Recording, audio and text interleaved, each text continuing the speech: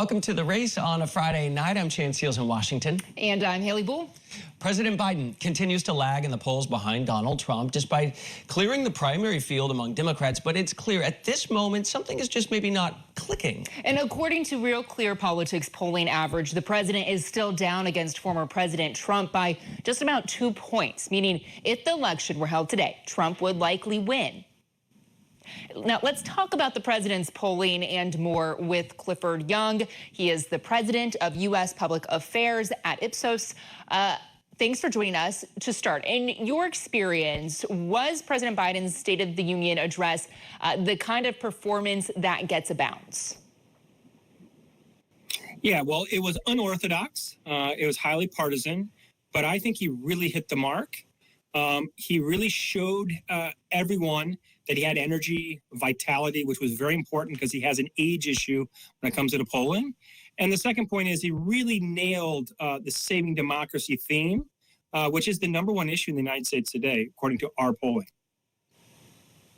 I see. So a balance may be possible. But, you know, someone made the point a while back, and it stuck with me, that we all know Joe Biden. We all know Donald Trump very, very well. Is there much of an opportunity, Cliff, to really change what people think about you at that point? No, I think the margins are very small. I think it's a great point. Maybe 5% of the population. What we're really looking at is to what extent can each, in a relative sense, activate their base, get their base out to vote. And that's what we were seeing last night. Like a lot of that speech was focused on the Democratic base, was throwing red meat to it because he really needs them come November.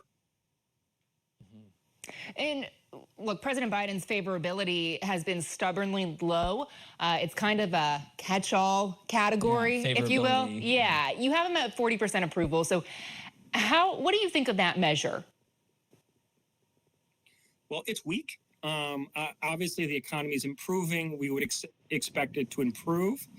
Based on our studies, we have a study of 1,000+ elections around the world. A sitting president at 40% approval rating has better than a 50-50 chance of winning the next election. In other words, he's not dead in the water. That is, Biden's not dead in the water. But obviously, an improvement in those approval ratings will be really important come November. But as far as favorability, I've always wondered that, and you're the guy who really understands what you're measuring. What is that measuring? Is it attitudinal? Is it fixed to, you know, some sort of other measure, the border? Well, like, what is it actually measuring? It's sort of a hodgepodge or a salad of many different issues. And so immigration, the economy, saving democracy, healthcare, and how people evaluate each of those. And they kind of come to a summary judgment overall. And that's what approval ratings or favorability scores really represent, that sort of overall assessment of the president or a given politician at that given time. Okay, so we've talked about a lot of negatives today, and that's what most punditry, you know, you run across online and newspapers. But as far as polling, what are President Biden's strengths that you find? Yeah, well, first and foremost, he's extremely strong on saving democracy.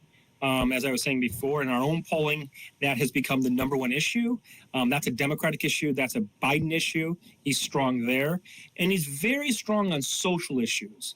And so everything from abortion to healthcare to transgender and other sorts of related issues, he's strong on all of those. And on the margins, at least, those will be important when we get further into the electoral cycle. Definitely things we may hear on the campaign trail more, too. All right, Clifford Young, he's the president of U.S. Public Affairs at Ipsos. Thank you for your time. We appreciate it. And